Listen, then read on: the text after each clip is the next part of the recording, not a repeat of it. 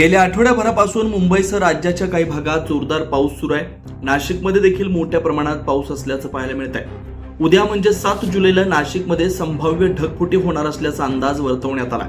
नाशिक आणि त्र्यंबकेश्वर या भागात उद्या तब्बल 300 मिलीमीटर पाऊस पडण्याची शक्यता वर्तवण्यात आली आहे। याच पार्श्वभूमीवर आज मुंबईमध्ये मुख्यमंत्री देवेंद्र फडणवीस यांनी माध्यमांशी संवाद साधताना नाशिक जिल्हा प्रशासन सतर्क मोडवर असून मोठ्या प्रमाणात तयारी देखील केली असल्याचं सांगितलं। उद्याचा अलर्ट नाशिकला आहे। एक अतिशय मोठा लो प्रेशर बेल्ट हा नाशिकमध्ये त्या ठिकाणी तयार होतोय। मेजर डिप्रेशन ज्याला म्हणतात ते तयार होत आहे। या मेजर डिप्रेशनमुळे जो काही नाशिक आणि त्र्यंबकेश्वरचा मधला भाग आहे या भागामध्ये ढगफुटी उद्या संभावित आहे किंवा त्या प्रकारचे निर्देश आपल्याला प्राप्त झालेले आहेत।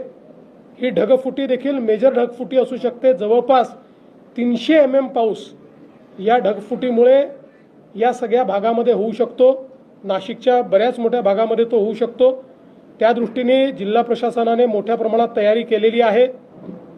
शाळांना सुट्टी देणं असेल किंवा जिथे पाणी साचू शकतं अशा भागात काम करणं असेल, नाशिक शहर असेल किंवा नाशिक जिल्हा असेल, जो ग्रामीणचा भाग आहे तो भाग असेल, या ठिकाणी वेगवेगळ्या प्रकारे अशा प्रकारच्या क्लाउड ब्रस्टमुळे जी परिस्थिती येऊ शकते त्याचं अँटिसिपेशन करून बऱ्याचशा उपाययोजना त्या ठिकाणी करण्यात आलेल्या आहेत। पण याच्यावर अतिशय करडी नजर ही आपल्याला ठेवावी लागेल, कारण हा एक मेजर इन्सिडन्स जो आहे तो या ठिकाणी आपल्याला संभावित आहे। त्यामुळे नाशिककरांनो, उद्या महत्त्वाचं काम असेल तरच घराबाहेर पडावं आणि आपणही स्वतःची काळजी घ्यावी असं आवाहन आम्ही 9 न्यूज महाराष्ट्र वृत्तवाहिनीच्या वतीने करतोय। 9 न्यूज महाराष्ट्र ब्युरो, नाशिक।